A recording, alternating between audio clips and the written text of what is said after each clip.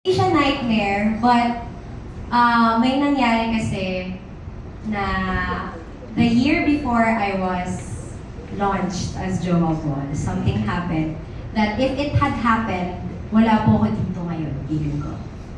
Okay. Hindi ko pa siya nakwento, di ba? Ang may alam lang dito si Kuya Kim. Si Kuya Kim Atienza. Siya lang may alam kasi nakwento ko sa kanya. I was shooting a show sa ABS ito. MMK. I was shooting MMK nun. Okay lang naman siyang sabihin. I was shooting MMK nun. Ang bida nun si Mamang Pokwang. Tapos, isa lang ako sa yung mga support ni Mamang. Tapos, may isang eksena pa akong kailangan i-take. Ako kasi, galing ako sa teatro na kapag ito yung work ko, kailangan ito lang. So, kailangan nakafocus ka.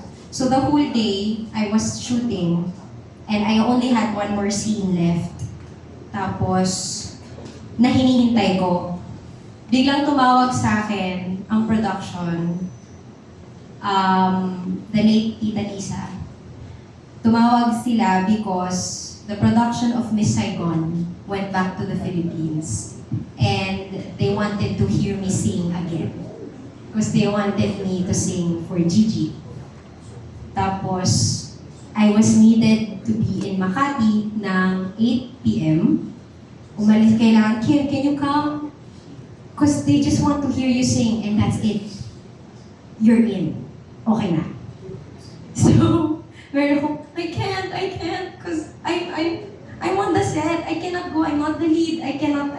So, kasi pag work, di ako pwedeng umalis, mapagalitan ako ng prod, nakakahiya. Bago pa lang ako. 8 p.m. po yun. Iyak ako ng iyak sa loob ng kotse ko kasi sabi ko, is it okay for you to wait? No, I'm sorry, we cannot wait because this is an international musical. This was the Miss Saigon for Broadway na si Red Concepcion kasama siya. So they were looking for another Gigi para mag-alternate sila. Tapos okay na, they wanted me to sing. And the next audition was, I was gonna go to the States and sing again, parang final na. So meron akong, hello, ito ba yun?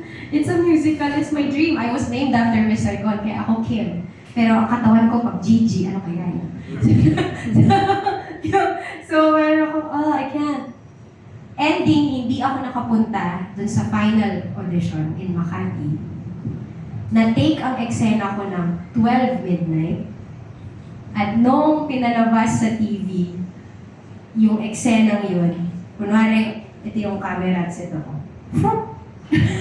Parang lang ako, dumaan lang ako. So, meron akong, I was crying na meron akong, hindi, okay lang. Baka may something's going to happen. Something's going to happen. The year after that, I was offered Momol Nights and then Jowa Ball.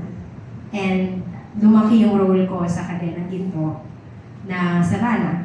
So, meron akong, may nilaan si Lord for me. Pero kung sakaling natuloy yon, kung sakali man, feeling ko, lakas ng feeling ko. Hindi rin si Jen ang mapapakasawa ko. Feeling ko lang. At wala tayong tatlo dito. Wala tayong tatlo dito ngayon. So yun ang destiny, Yes. di ba? So, it's I cannot say that it's a nightmare.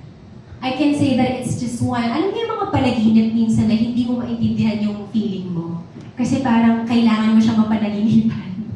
So I think it's one of those dreams that I had. So, yeah. Uy, nakwento ko rin siya.